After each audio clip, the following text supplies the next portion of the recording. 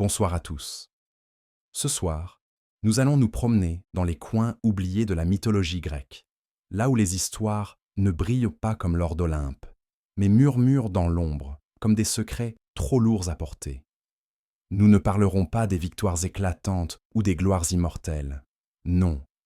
Aujourd'hui, nous explorons les tragédies silencieuses, les destins brisés de ceux qui portaient le sang des dieux, mais marchaient parmi les mortels. Les demi-dieux, ces êtres pris entre deux mondes, ni assez divins pour échapper au chagrin, ni assez humains pour accepter leur sort. Si ce type de récit apaisant vous aide à trouver le sommeil, n'hésitez pas à liker la vidéo et à vous abonner, mais seulement si cela vous apporte vraiment la sérénité. Et dites-moi dans les commentaires d'où vous nous écoutez et quelle heure il est chez vous en ce moment. Il y a quelque chose d'étrangement réconfortant à savoir qui d'autre s'endort en écoutant ces vieilles histoires de douleur et d'espoir. Alors, éteignez les lumières, laissez le silence s'installer, et permettons à ces récits mélancoliques de vous bercer vers des rêves plus doux que les réalités que nous allons découvrir. Commençons par comprendre ce que signifiait vraiment être un demi-dieu dans la Grèce antique. Imaginez naître avec la force de soulever des rochers que 10 hommes ne pourraient bouger, mais aussi avec un cœur qui saigne comme celui de n'importe quel mortel. Imaginez avoir des visions de l'avenir, mais être incapable de changer ce que vous voyez. Imaginez porter en vous l'étincelle divine, cette flamme qui vous rend différent, spécial, mais qui vous condamne aussi à une solitude que peu peuvent comprendre. Les demi-dieux n'étaient pas des héros par choix. Ils étaient des héros par nécessité, poussés par des destins qu'ils n'avaient jamais demandés, guidés par des prophéties qu'ils auraient préféré ne jamais entendre. Leurs histoires ne commencent pas par l'aventure, mais par l'abandon. Leur mère, souvent des mortels ordinaires, se retrouvait enceinte après la visite d'un dieu déguisé en pluie, en cygne, en taureau, ou parfois simplement en homme séduisant aux yeux trop brillants. Ces femmes payaient le prix de l'attention divine. Chassées de leur foyer, rejetées par leur famille, forcées de fuir vers des îles lointaines ou des grottes isolées pour donner naissance à des enfants qui grandiraient, pour porter le poids du monde sur leurs épaules. Et les enfants, ces demi-dieux, grandissaient en sachant qu'ils étaient différents, mais sans comprendre pourquoi la différence faisait si mal. Prenons l'histoire d'Orphée, dont la voix pouvait charmer les pierres elles-mêmes. Fils d'Apollon et de la muse Calliope, il naquit avec un don si pur, si parfait, que même les arbres se penchèrent pour l'écouter chanter. Sa lyre, offerte par son père divin, résonnait avec une mélodie qui pouvait apaiser les bêtes sauvages et faire pleurer les montagnes. Mais qu'est-ce qu'un don si magnifique quand il ne peut sauver la seule personne qui compte vraiment pour vous? Orphée aimait Eurydice, une nymphe dont la beauté égalait la douceur de son cœur. Leur amour était le genre d'histoire que les poètes chantent, pure et profonde comme les sources de montagne. Ils se marièrent et par un jour d'été, où même les dieux semblaient sourire. Mais le bonheur dans les mythes grecs est toujours fragile comme du verre. Le jour de leurs noces, alors qu'Eurydice dansait dans les prairies avec ses sœurs nymphes, un serpent venimeux la mordit au pied. Le poison se répandit plus vite que la peur dans ses veines, et avant qu'Orphée puisse accourir, elle s'effondra parmi les fleurs qu'elle avait cueillies pour leur lit nuptial. Elle mourut en murmurant son nom, ses derniers mots se mêlant au vent comme une mélodie brisée. Orphée tint son corps dans ses bras et chanta. Il chanta sa douleur, sa rage, son amour qui refusait de mourir avec elle. Sa musique était si déchirante que les oiseaux tombèrent du ciel, les rivières s'arrêtèrent de couler, et même les pierres versèrent des larmes. Mais Eurydice ne revenait pas.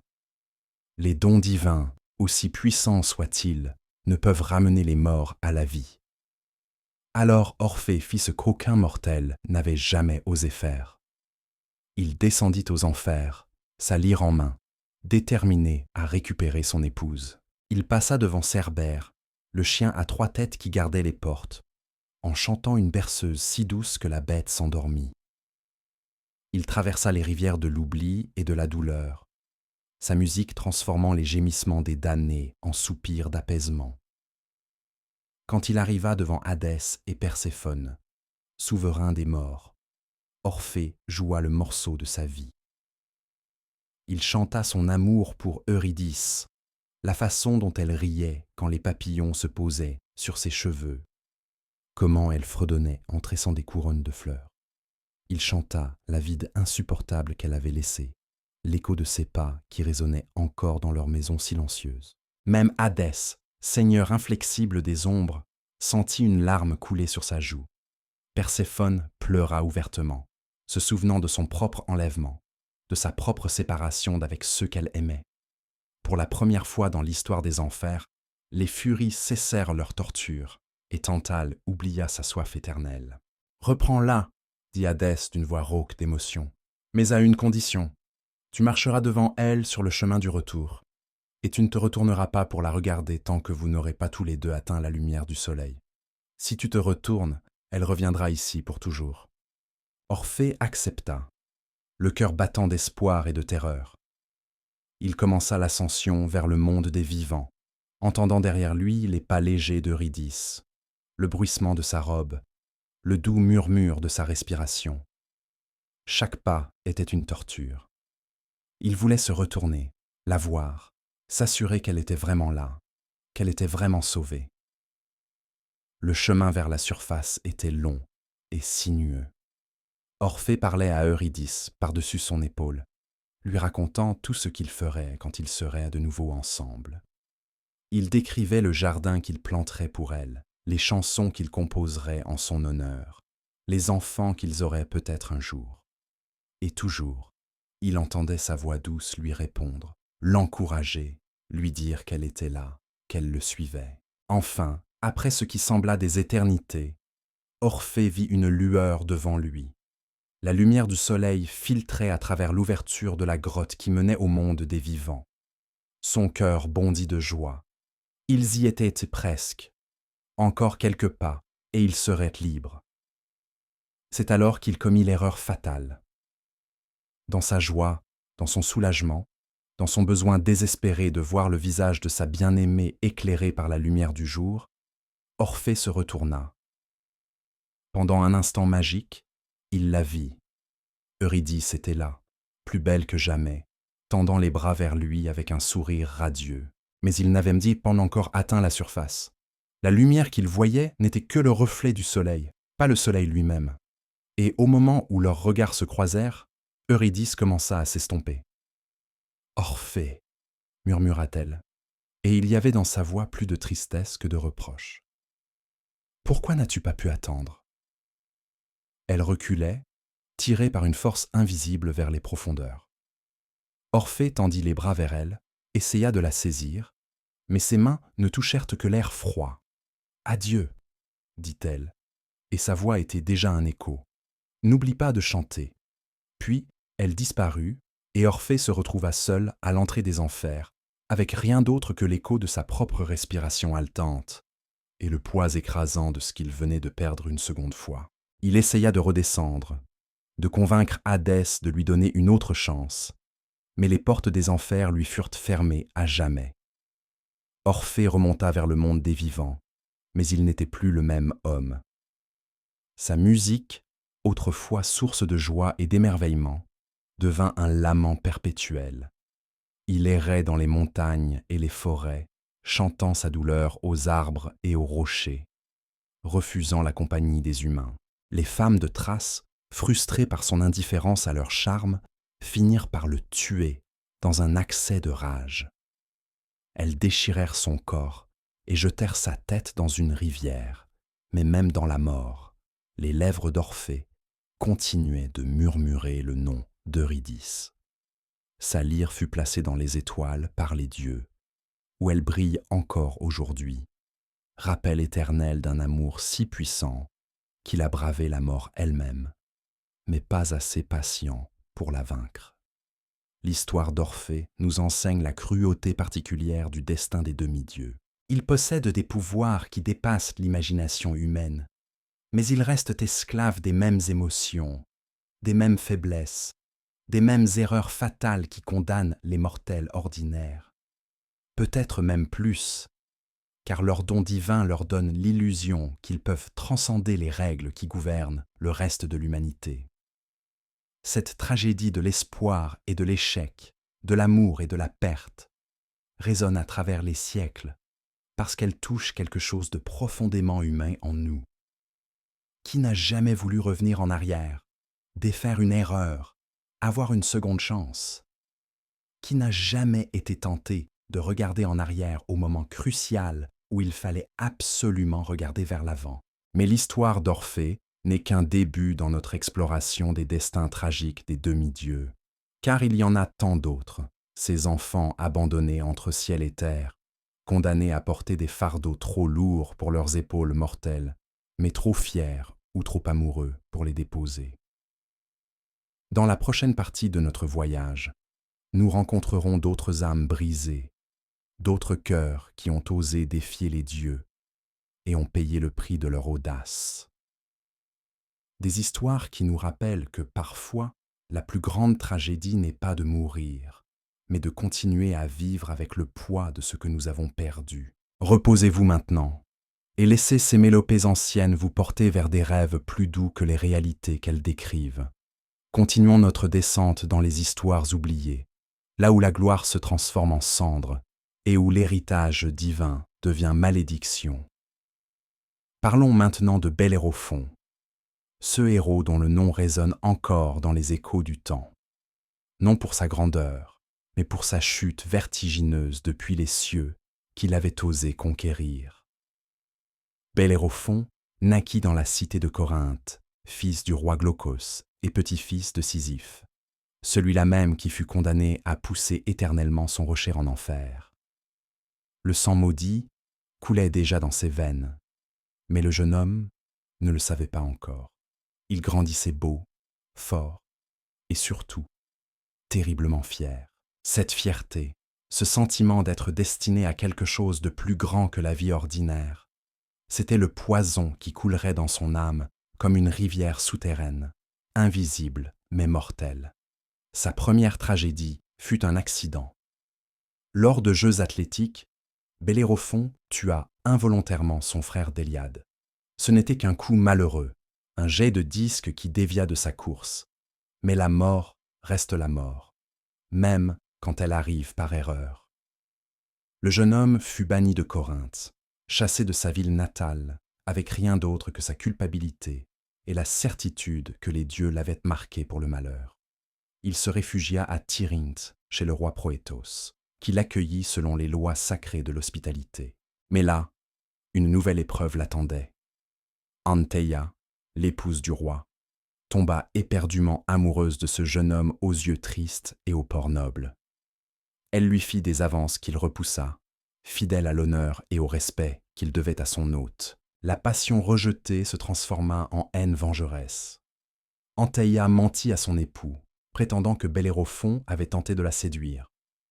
Proétos, déchiré entre sa colère et les lois de l'hospitalité qui lui interdisèrent de tuer un invité, imagina une solution sournoise. Il envoya Bellérophon chez son beau-père, le roi Iobathès de Lycie, avec une lettre scellée. Une lettre qui contenait sa propre condamnation à mort. « Tue le porteur de cette missive, » disait le message. « Il a déshonoré ma maison et mérite le châtiment suprême. » Mais Iobathès, lui aussi lié par les lois de l'hospitalité, ne pouvait assassiner froidement son invité. Alors il eut une idée différente. Il enverrait Bellérophon accomplir une mission impossible, un de ces exploits héroïques qui se termine généralement par la mort du héros. « Il y a une créature, dit-il à Bellérophon, qui terrorise ma terre, la chimère. Elle a la tête d'un lion, le corps d'une chèvre et la queue d'un serpent. Elle crache le feu et dévore tout sur son passage. Si tu peux la tuer, tu auras ma reconnaissance éternelle et la main de ma fille. » C'était un piège, bien sûr. La chimère était invincible, un monstre né des cauchemars des dieux, conçu pour ne jamais être vaincu. Mais Bellérophon accepta, peut-être par désespoir, peut-être par cette fierté qui l'habitait, ou peut-être parce qu'il préférait mourir en héros plutôt que de vivre en exilé. C'est alors qu'intervint Athéna, la déesse de la sagesse, qui observait ce jeune homme depuis sa naissance. Elle lui apparut en rêve et lui dit où trouver Pégase, le cheval ailé, né du sang de Méduse. « Il boit à la source Pyrène, murmura-t-elle. Approche-le avec ce mors d'or, et il sera tien. » Au réveil, Bellérophon trouva le mors doré à côté de son lit.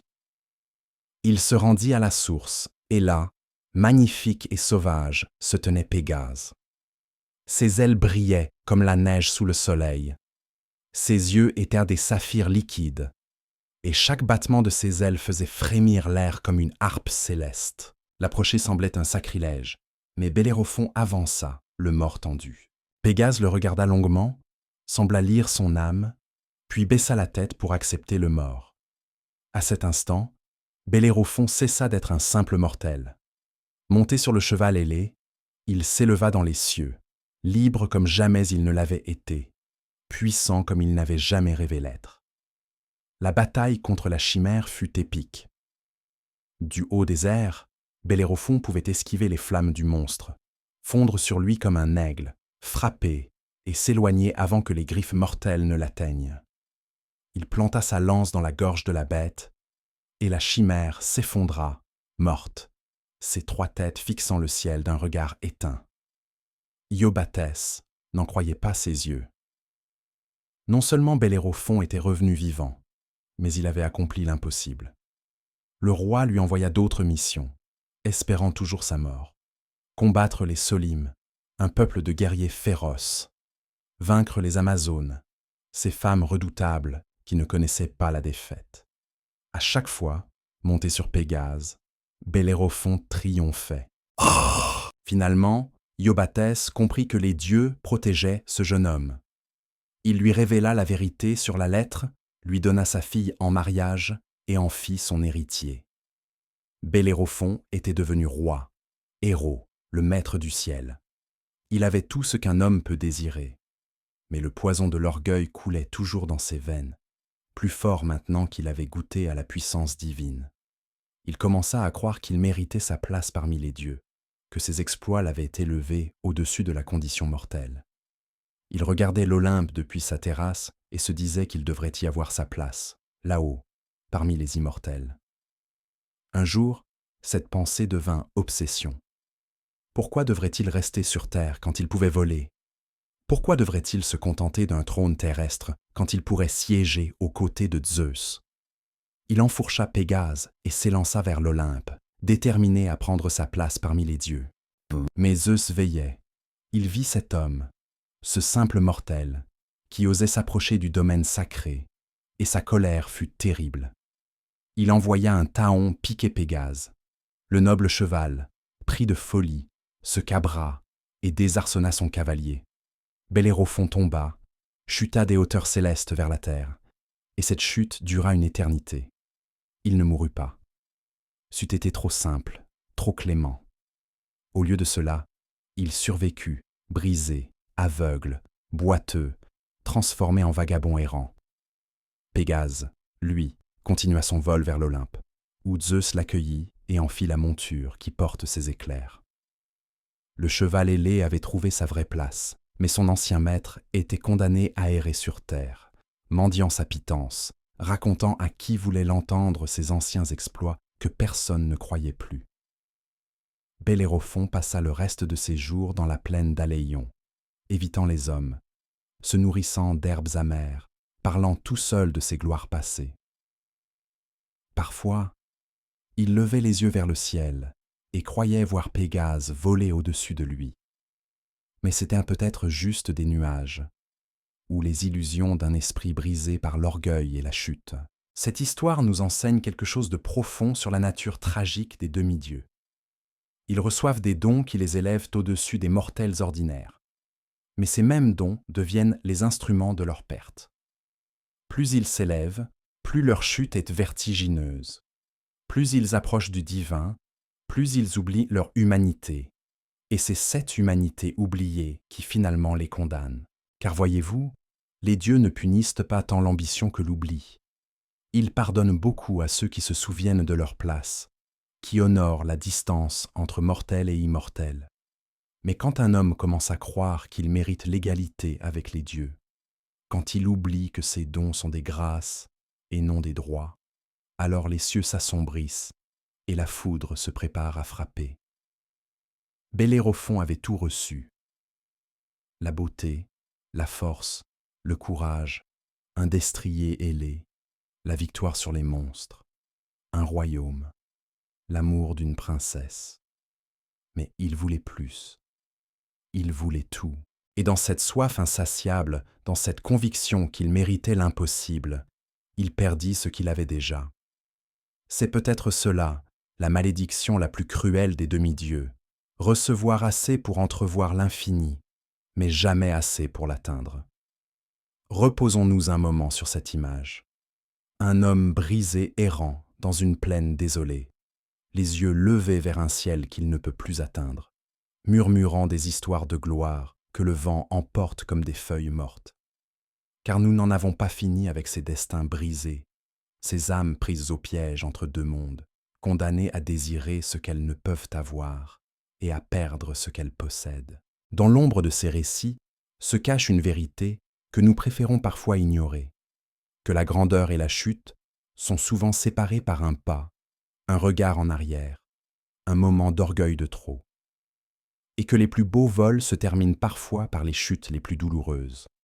Parlons maintenant d'une autre âme tourmentée, celle de Phaéton, ce jeune homme dont l'histoire nous rappelle que parfois, obtenir ce que l'on désire le plus ardemment peut devenir notre pire cauchemar. Son histoire commence non par l'abandon ou l'exil, mais par un doute qui rongeait son cœur comme une maladie lente. Phaéton grandissait à Éthiopie, élevé par sa mère Clymène, une femme d'une beauté extraordinaire, mais marquée par un secret qu'elle gardait jalousement. L'enfant ressemblait peu aux autres garçons de son âge. Ses cheveux brillaient comme de l'or filé, ses yeux scintillaient d'une lumière qui semblait venir de l'intérieur, et sa peau rayonnait d'une chaleur douce, même par les nuits les plus froides. Mais cette différence, loin de le rassurer, le torturait. Les autres enfants se moquèrent de lui, l'appelaient le fils du mensonge, prétendant que sa mère avait inventé l'histoire de sa naissance divine pour cacher une liaison honteuse. « Ton père, ricanait-il, n'est qu'un vagabond qui a séduit ta mère et l'a abandonnée. Tu n'es que le fils d'un homme ordinaire qui n'a même pas eu le courage de reconnaître sa progéniture. » Ces mots s'enfonçaient dans l'âme de Phaéton comme des épines empoisonnées. Chaque nuit, il suppliait sa mère de lui dire la vérité. « Qui est mon père ? Pourquoi ne vient-il jamais me voir ? Si c'est vraiment un Dieu, pourquoi me laisse-t-il endurer ces humiliations ?» Clymène pleurait en silence, déchirée entre l'amour pour son fils et la peur de ce qui pourrait arriver s'il apprenait la vérité. Car elle savait que certaines vérités sont plus dangereuses que tous les mensonges du monde. Mais l'adolescence de Phaéton était devenue un calvaire quotidien, et finalement, dans un moment de faiblesse ou de compassion, elle céda. « Ton père, murmura-t-elle en posant ses mains tremblantes sur les joues de son fils, c'est Hélios, le dieu du soleil. Chaque jour, il conduit son char de feu à travers les cieux, apportant la lumière au monde. Tu es son fils, et si tu doutes encore, va le voir. Va vers l'Orient, là où naît l'aurore. Trouve son palais et demande-lui la vérité. » Le cœur de Phaéton s'emballa. Enfin, une réponse. Enfin, la possibilité de prouver aux moqueurs qu'ils avaient tort, qu'il était bien le fils d'un dieu. Sans attendre l'aube, il partit vers l'Orient, marchant des jours et des nuits, guidé par une lumière intérieure qui semblait le tirer vers son destin.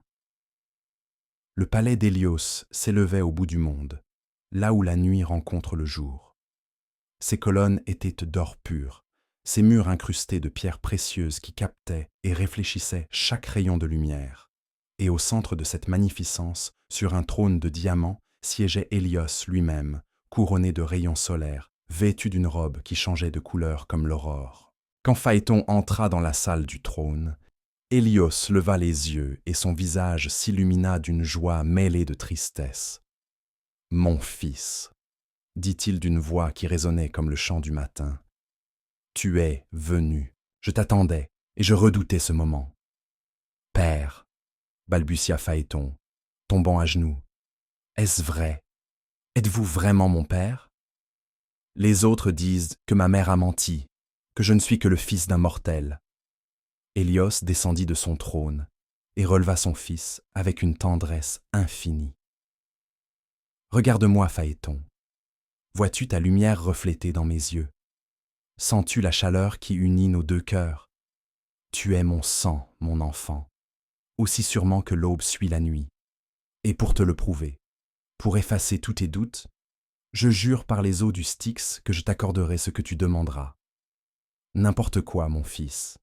Demande, et ce sera tien. Le serment par le Styx était irrévocable, même pour les dieux. » Phaéton sentit le pouvoir de ces paroles, l'immensité de la promesse qui venait de lui être faite. Son cœur se gonfla d'orgueil et d'une joie sauvage. Enfin, il pourrait prouver sa divinité au monde entier.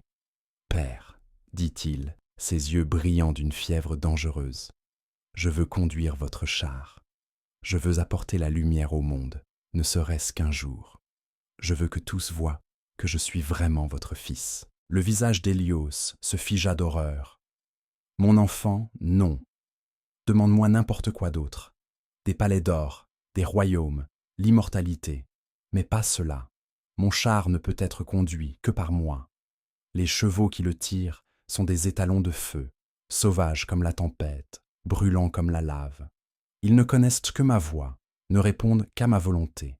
Et le chemin à travers les cieux. Oh mon fils, il est si périlleux que même moi, parfois, je tremble en le parcourant. » Mais Phaéton avait déjà goûté au nectar de la promesse divine. Son orgueil, nourri par des années d'humiliation, s'était transformé en une soif de gloire qui ne pouvait plus être étanchée par la prudence. « Vous avez juré, père.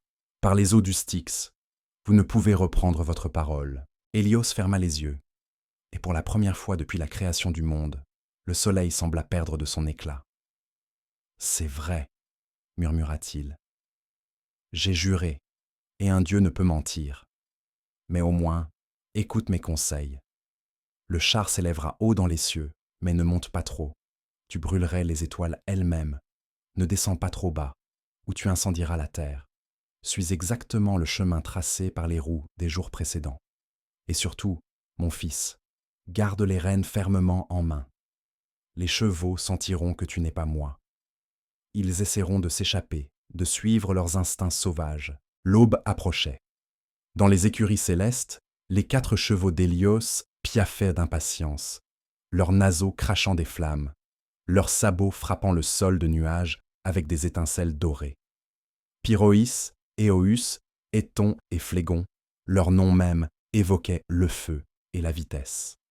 Hélios attacha les rênes aux mains tremblantes de son fils, lui posa sur la tête la couronne de rayons solaires, l'enveloppa d'une tunique tissée de lumière pure. « Souviens-toi de mes paroles, » supplia-t-il une dernière fois, « et que les dieux te protègent, car moi, je ne le pourrai pas. » Phaéton monta sur le char d'or, et aussitôt les chevaux sentirent la différence. Ses mains qui tenaient les rênes n'étaient pas celles de leur maître. Cette voix qui essayait de les commander n'avait pas l'autorité du soleil.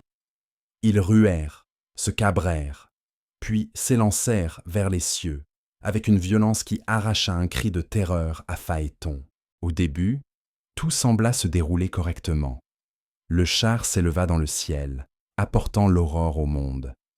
Mais les chevaux, sentant la faiblesse de leur conducteur, commencèrent à dévier du chemin tracé.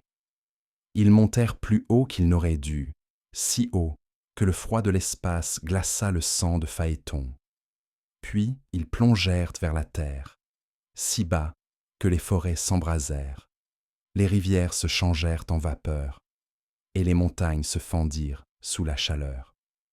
Phaéton tirait désespérément sur les rênes, mais ses forces mortelles ne pouvaient rien contre la puissance divine des étalons solaires.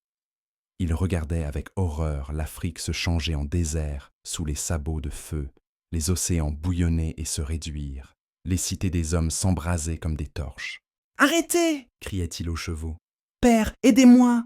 Mais Hélios, depuis son palais, ne pouvait qu'observer impuissant la catastrophe qu'il avait été forcé d'autoriser. C'est alors que Zeus, du haut de l'Olympe, vit la terre en flammes et comprit ce qui se passait. il n'avait pas le choix. Pour sauver le monde, il devait sacrifier l'enfant. Sa foudre fendit les cieux, et Phaéton, frappé en plein cœur, tomba du char comme une étoile filante, son corps embrasé, traçant un arc de feu dans le ciel, avant de plonger dans les eaux du fleuve Éridane. Les chevaux, libérés de leur fardeau, retournèrent d'eux-mêmes vers les écuries célestes, où Hélios les attendait, le visage baigné de larmes qui scintillaient comme des diamants liquides. Les sœurs de Phaéton, les Héliades, pleurèrent si longtemps leurs frères, que les dieux, pris de pitié, les transformèrent en peupliers sur les rives du fleuve. Leurs larmes devinrent l'ambre, cette résine dorée qui garde encore aujourd'hui l'éclat du soleil et le souvenir d'un chagrin éternel. Quant à Phaéton, son corps fut retrouvé par les nymphes, qui le déposèrent dans une tombe de marbre noir sur laquelle elles gravèrent ces mots. Ici repose Phaéton, conducteur du char de son père. Il échoua dans sa grande entreprise, mais mourut en osant grandement. Cette épitaphe résume peut-être toute la tragédie des demi-dieux. Ils meurent en osant grandement, mais ils meurent quand même. Leur sang divin leur donne des rêves plus vastes que leurs forces mortelles ne peuvent accomplir. Ils voient l'impossible et croient qu'ils peuvent l'atteindre, oubliant que voir n'est pas pouvoir, que désirer n'est pas mériter. Phaéton voulait prouver sa divinité au monde, mais c'est son humanité qu'il a perdue. Un vrai dieu aurait maîtrisé les chevaux solaires. Un mortel ordinaire n'aurait jamais osé les approcher. Mais un demi-dieu, lui, a juste assez de pouvoir pour tenter l'impossible et juste assez de faiblesse pour échouer tragiquement. La leçon de Phaéton murmure dans le vent qui fait frémir les peupliers au bord des rivières.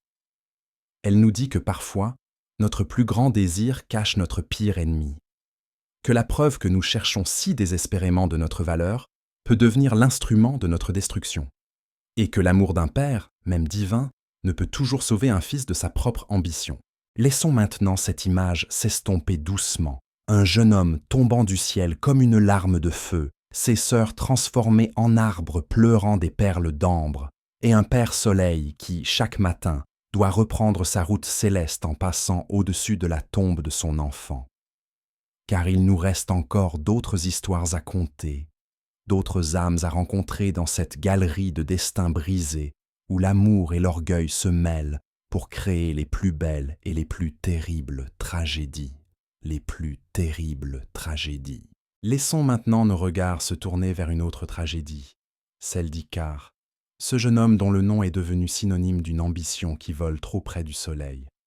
Son histoire nous emmène dans les labyrinthes de Crète, où son père Dédale, architecte de génie et inventeur sans égal, avait construit pour le roi Minos un Dédale si complexe que même son créateur peinait à en retrouver la sortie. Dédale n'était pas un demi-dieu au sens traditionnel, mais un mortel touché par l'inspiration divine, ses mains capables de donner vie à la pierre et au métal. Il avait sculpté des statues si réalistes qu'on devait les enchaîner pour les empêcher de s'enfuir. Il avait conçu des automates qui servaient au banquet des dieux. Mais c'est précisément ce génie qui causa sa perte et celle de son fils. Car Dédale avait aidé Pasiphaë, l'épouse du roi Minos, à s'accoupler avec un taureau blanc envoyé par Poséidon. De cette union contre nature était né le Minotaure, monstre à tête de taureau et corps d'homme, qui se nourrissait de chair humaine. Pour cacher cette abomination, Minos avait demandé à Dédale de construire un labyrinthe si parfait que personne ne pourrait jamais en sortir. Dédale s'exécuta, créant un chef-d'œuvre architectural où les couloirs se multipliaient à l'infini, où les murs se refermaient sur eux-mêmes, où l'espace lui-même semblait défier les lois de la géométrie. Mais quand l'œuvre fut achevée, Minos comprit que son architecte en savait trop. Un homme qui connaissait les secrets du labyrinthe pouvait un jour les révéler. Alors le roi fit enfermer Dédale et son fils Icare dans une tour de sa propre conception, prison dorée d'où ils pouvaient contempler la mer, mais jamais l'atteindre. Les jours s'écoulaient avec une lenteur cruelle, rythmée seulement par le cri des mouettes et le murmure des vagues qui semblèrent se moquer de leur captivité. Icare était encore un adolescent, l'âge où l'impatience brûle dans les veines comme un feu dévorant. Il passait ses journées à observer les oiseaux qui passèrent devant leurs fenêtres, libres de voler où bon leur semblait. « Père, disait-il, pourquoi ne pouvons-nous pas nous échapper? Vous qui savez donner la vie au bronze et au marbre, ne pourriez-vous pas nous donner des ailes ?» Dédale regardait son fils avec une tendresse mêlée de désespoir. Cette jeunesse qui ne connaissait pas encore les limites du possible, cette foi absolue dans les pouvoirs paternels, c'était à la fois son plus grand bonheur et sa plus grande douleur. Car il savait que parfois, l'amour nous pousse à tenter l'impossible, même quand nous savons que l'impossible nous tuera. Mais l'idée d'Icare germait dans l'esprit fertile de l'inventeur. Des ailes, oui, pourquoi pas? Il commença à observer les oiseaux avec un œil nouveau, étudiant la forme de leurs plumes, l'angle de leurs ailes, le mystère de leur vol.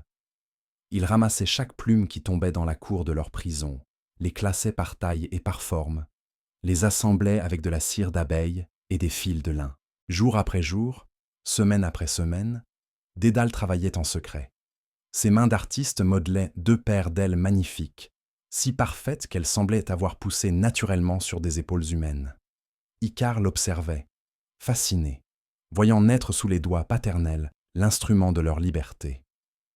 Quand les ailes furent terminées, Dédale les attacha aux épaules de son fils, avec des sangles de cuir.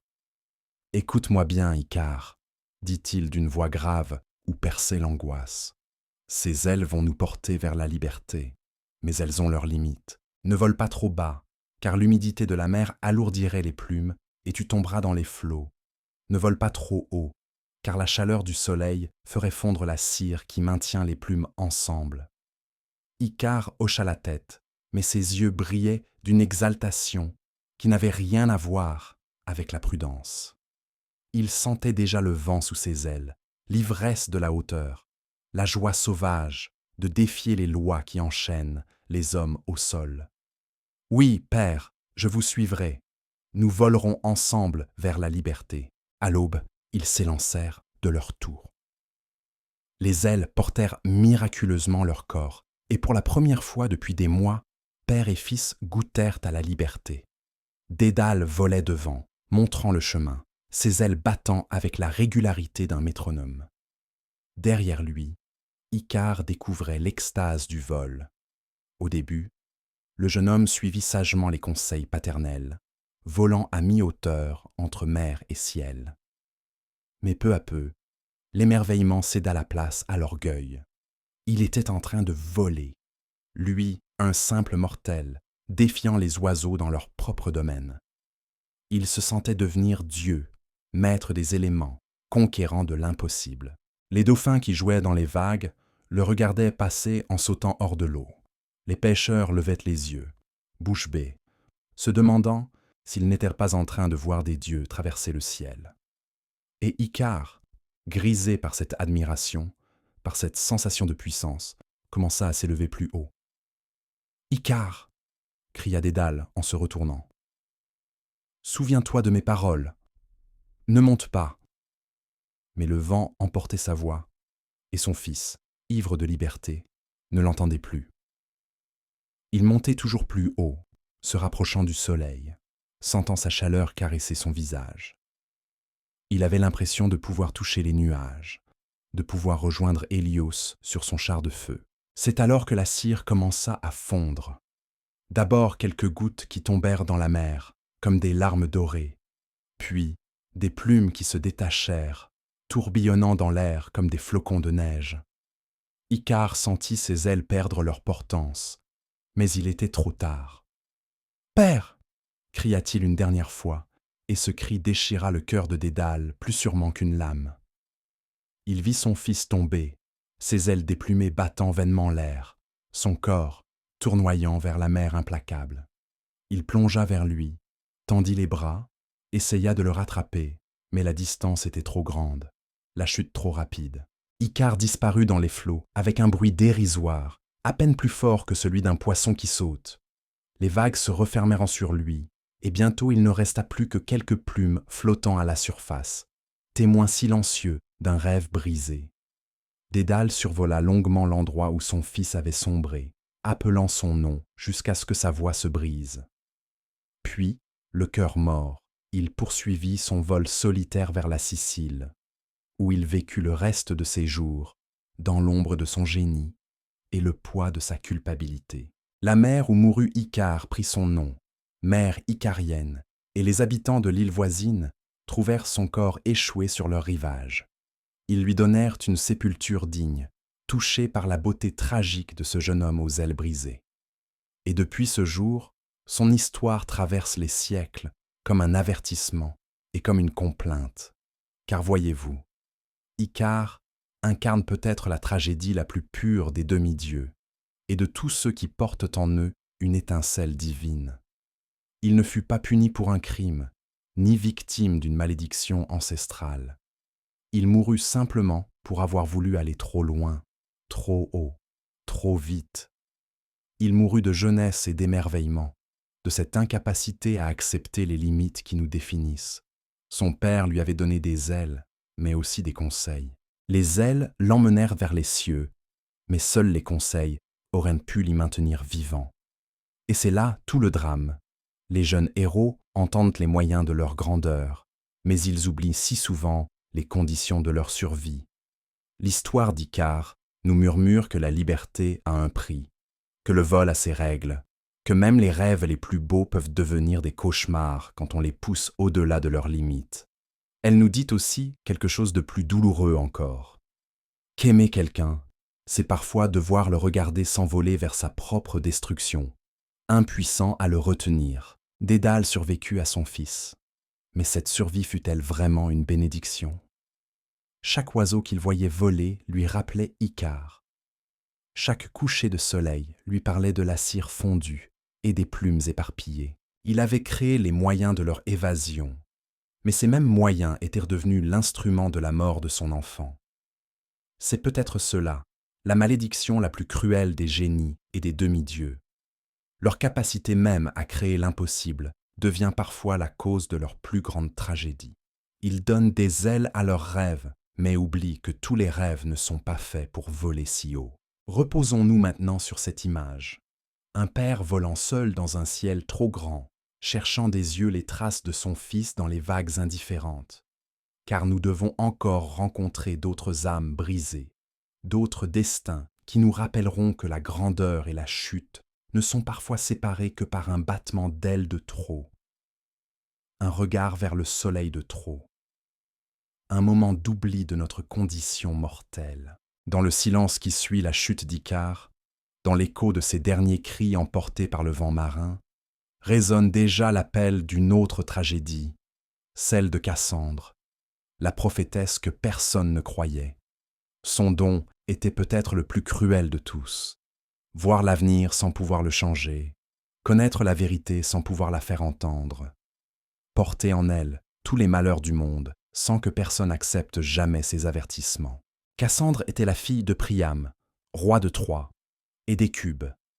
Elle grandit dans le palais royal, belle comme l'aurore, intelligente comme Athéna, mais marquée dès sa naissance par un destin qui la séparerait à jamais de ses semblables. Car les dieux, quand ils accordent leurs dons, exigent parfois un prix si lourd que le cadeau devient malédiction. Apollon, le dieu de la lumière et de la prophétie, tomba amoureux de la jeune princesse. Il lui apparut dans toute sa splendeur divine, radieux comme le soleil levant, ses cheveux d'or encadrant un visage d'une beauté si parfaite qu'elle en était presque douloureuse. « Cassandre, lui dit-il d'une voix qui résonnait comme une lyre céleste, je t'aime. Accepte mon amour, et je te donnerai le don de prophétie. Tu connaîtras l'avenir comme je le connais. Tu verras au-delà du voile du temps. » La jeune fille, éblouie par cette apparition divine, fascinée par la promesse d'un savoir interdit, accepta. Apollon posa ses lèvres sur les siennes, et aussitôt les visions affluèrent dans son esprit comme un torrent de lumière brûlante. Elle vit l'avenir se dérouler devant elle, les guerres et les paix, les naissances et les morts, les gloires et les ruines. Elle vit tout, comprit tout, et cette compréhension la terrifiait plus que la plus noire ignorance. Mais quand Apollon voulut réclamer son dû, quand il tendit les bras pour étreindre celle qu'il avait choisie, Cassandre recula. L'amour d'un dieu lui semblait soudain trop lourd à porter, trop dangereux pour une mortelle. Elle avait vu dans ses visions ce qui arrivait aux femmes aimées des immortels. L'abandon, la transformation, la mort. Elle refusa de se donner à lui. La colère d'Apollon fut terrible. « Tu as accepté mon don », rugit-il, et sa beauté se transforma en quelque chose de redoutable. « Tu ne peux me le rendre. Mais puisque tu refuses mon amour, je maudirai ce cadeau. Tu garderas le don de prophétie. Oui, mais personne, jamais, ne croira tes paroles. Tu verras l'avenir. Tu connaîtras la vérité, mais tu seras condamné à la proclamer dans le désert. Tes mots tomberont dans des oreilles sourdes. Tes avertissements seront pris pour des délires. Et tu assisteras impuissante à l'accomplissement de tout ce que tu auras prédit. » Et il disparut, laissant Cassandre seule avec son don empoisonné et la terrible certitude de ce qui l'attendait. Elle courut vers ses parents, vers ses frères, essaya de leur expliquer ce qui venait de se passer. Mais déjà, personne ne la croyait. Ses paroles glissaient sur eux comme l'eau sur la pierre, ses visions étaient rejetées comme les fantaisies d'une jeune fille trop imaginative. Les années passèrent, et Cassandre grandit dans cette solitude particulière de celle qui sait sans pouvoir transmettre son savoir. Elle voyait les signes avant-coureurs des catastrophes. Elle lisait l'avenir dans les nuages et dans le vol des oiseaux. Mais ces avertissements étaient accueillis par des sourires condescendants ou des regards inquiets. Quand Paris, son frère, partit pour Sparte et qu'elle eut la vision de son retour avec Hélène, elle courut sur les remparts de Troie et cria « Malheur ! Il ramène la guerre et la mort. Cette femme sera notre ruine. » Mais les Troyens rirent de ces prophéties, heureux d'accueillir la plus belle femme du monde dans leurs murs. Quand les navires grecs apparurent à l'horizon, noirs comme des corbeaux sur la mer scintillante, Cassandre était là, debout sur les murailles, les cheveux dénoués flottant dans le vent. « 10 ans !» criait-elle. « 10 années de siège et de souffrance, et au bout, la mort et les flammes. » Mais le peuple de Troie ne voyait que sa propre force, ses murailles imprenables, ses héros invincibles. Pendant le siège, Cassandre fut la témoin silencieuse de tous les malheurs qu'elle avait prédits. Elle vit mourir ses frères un à un, Hector le brave, Paris le beau, tous ceux qu'elle aimait. À chaque nouveau deuil, elle se souvenait de ses visions, de ces morts qu'elle avait vues venir sans pouvoir les empêcher. Le pire fut peut-être quand elle vit le cheval de bois sur la plage. Elle savait ce qu'il contenait. Elle voyait les guerriers grecs cachés dans son ventre comme elle aurait vu à travers du cristal. Elle courut dans les rues de Troie, ses cheveux défaits, ses vêtements déchirés, criant « Ne le laissez pas entrer. C'est un piège. Il porte la mort dans ses flancs. » Elle supplia, elle pleura, elle se jeta aux pieds de son père. Mais déjà, les Troyens traînaient leurs cadeaux empoisonnés à travers leurs portes, joyeux de cette victoire qu'ils croyaient avoir remportée. Cette nuit-là, Cassandre ne dormit pas. Elle resta éveillée, l'oreille tendue, attendant les bruits qu'elle savait devoir venir. Et quand les cris commencèrent, quand les flammes s'élevèrent, quand Troie la magnifique devint un brasier, elle était là, debout dans la fumée et les cendres, témoin de l'accomplissement de ses propres prophéties. Elle survécut au sac de Troie, mais cette survie ne fut qu'un prolongement de son calvaire. Agamemnon, le roi des rois grecs, l'emmena comme part de butin, captive et concubine. Et même alors, même dans les chaînes, les visions continuaient. Elle vit la mort qui attendait Agamemnon à son retour. Elle vit Clytemnestre aiguisant sa hache. Elle vit le sang qui coulerait dans les salles royales de Mycène. « Tu mourras, dit-elle au roi victorieux. Ta femme t'attend avec la mort. Et moi, je mourrai avec toi, car tel est mon destin. » Agamemnon rit, croyant à un stratagème de guerre psychologique. Comment cette femme brisée, cette princesse déchue, pourrait-elle connaître l'avenir? Mais quand ils arrivèrent à Mycène, tout se passa comme Cassandre l'avait prédit. Clytemnestre accueillit son époux avec des sourires et des baisers, puis l'assassina dans son bain. Et Cassandre, la prophétesse que personne n'avait jamais crue, mourut à ses côtés, emportant dans la tombe toutes les vérités que le monde avait refusé d'entendre. Sa tragédie était peut-être la plus pure de toutes, car elle ne venait ni de l'orgueil ni de l'ambition, mais de la connaissance elle-même. Cassandre fut punie pour avoir voulu garder sa liberté face à un dieu, et sa punition fut de voir sans pouvoir agir, de savoir sans pouvoir transmettre, d'aimer sans pouvoir sauver. Elle incarnait cette solitude terrible de ceux qui voient plus loin que leurs contemporains, de ceux qui comprennent des vérités trop grandes ou trop dérangeantes pour être acceptées. Dans chaque époque, il y a des Cassandres qui crient dans le désert, qui avertissent de dangers que personne ne veut voir, qui portent en eux des vérités que le monde préfère ignorer. Et peut-être est-ce cela, au final, la leçon la plus amère de son histoire, que la vérité n'est pas toujours libératrice, que le savoir peut devenir un fardeau plus lourd que l'ignorance, et que parfois les dons des dieux ressemblent étrangement à des malédictions déguisées. Reposons-nous maintenant sur cette dernière image. Une femme debout dans les flammes de Troie, ses cheveux noirs flottant dans la fumée, ses yeux fixés sur un avenir que personne d'autre ne peut voir, murmure des vérités que le vent emporte vers des oreilles sourdes.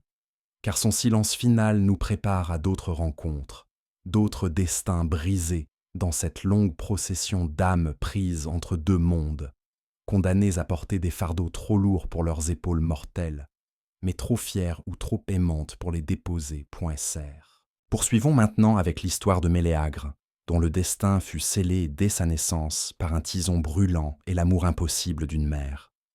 Son récit nous enseigne que parfois, la vie et la mort peuvent tenir dans un simple morceau de bois, et qu'un geste d'amour maternel peut devenir l'instrument de la tragédie la plus cruelle. Méléagre naquit à Calydon, fils du roi Énée et d'Althée. Le jour de sa venue au monde, les moires, ces trois sœurs qui tissent le destin des mortels, apparurent dans la chambre royale. Clotho filait le fil de sa vie, Lachésis le mesurait.